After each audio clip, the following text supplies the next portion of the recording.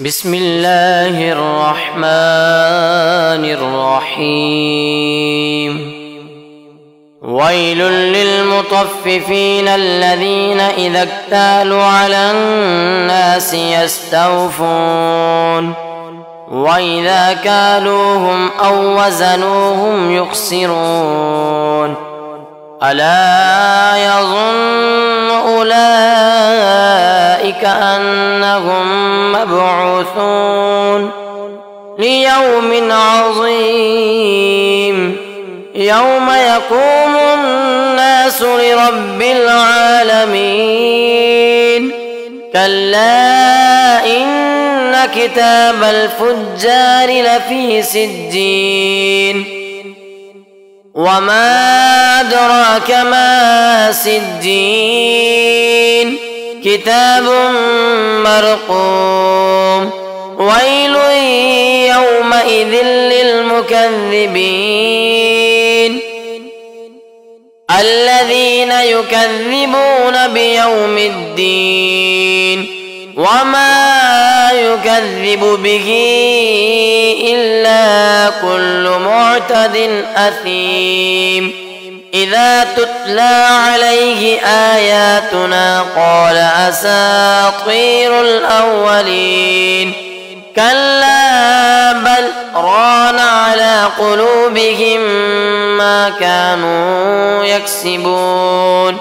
كلا إنهم عن ربهم يومئذ لمحجوبون.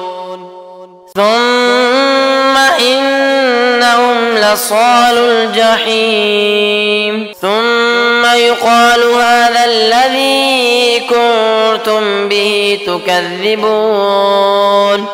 كلا إن كتاب الأبرار لفي عليين وما أدراك ما عليون كتاب مرقوم يشهده المقربون.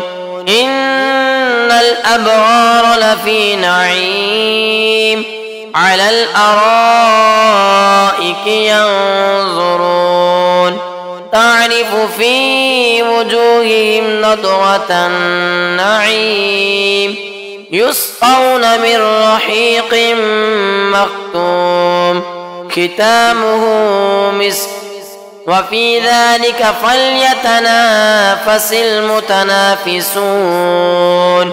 ومزاجه من تسنيم عينا يشرب بها المقربون.